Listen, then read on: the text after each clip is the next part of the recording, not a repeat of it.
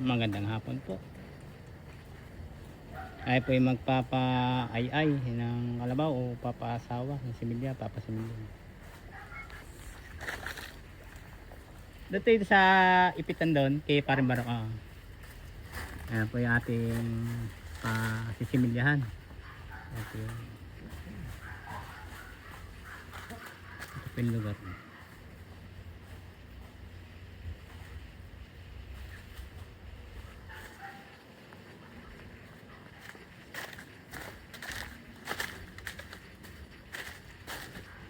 Sana po magtuloy.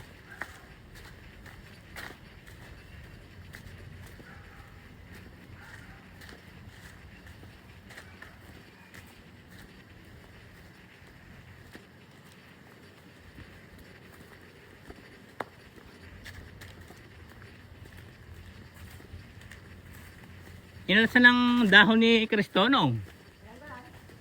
Dumating kasi nung may-ari. Ay nandyan. Nagdating dyan. Sabi tanggalan. Oo, pinahuhukay na yung mga bunga. Hmm. Naantay-antay lang ako na yata. Ano. Ito huwag painumin to. Huwag painumin. Baka tumubog pa. Huwag painumin. Huwag muna painumin. Nagpapapali tayo.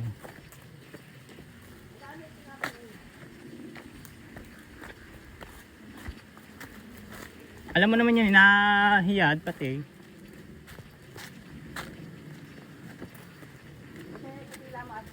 Ang dami ba? Yan.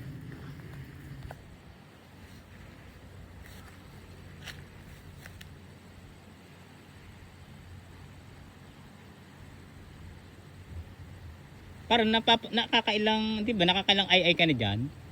Ang dami nakaanak to, puro sumpit. Oo. Eh, hindi pasit, namamali nga. Namamali. Buti. Naglamad kami nun. Maigi naman. Kala ko kasi naalas sa sabog ko. Palagi ko takpla sa'yo, no? Alam na niya eh. Biro mo ilang beses ng ay-ayan yan. Nakakaapat na anak na ba yan, pare? Oo. Apat. Pero yung pangatlo, napabarakuan niya sa lake. Pero yung tatlo, Arnold na barako na. pero yung tatlo, yung pangalawa, at pangalawa, Ito po yung aming technician na magandang lalaki pa natin. Marami na po itong napapanak. Basta kanay marami yung lahi. Kahit po, basta anong oras at tawagan nyo siya, darating yan. Basta magpapalahi. Nga lang, kalabaw hula nga, saka baboy. Baka. Doon lang tayo.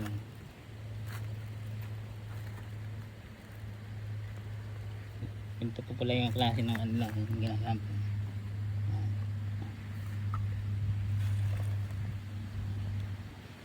Kailangan training. Yun ang kasama niya, yung batang pogi.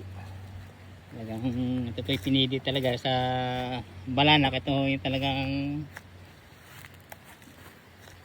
maaasahan daw ito eh. Dumudukot daw siya eh.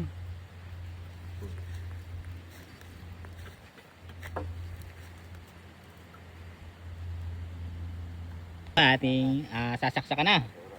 Ito po yung similya ng sa kalabaw.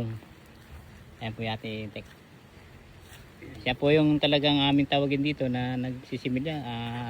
Ating si Kauchi. Anaseto, ayan po siya. Yan po ang talagang tawagin dito pag dito sa hayop. Pagsisimilya.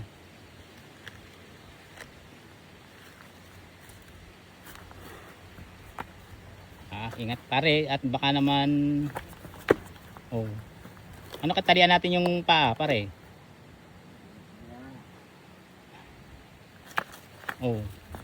Baka dumali pare. Hindi.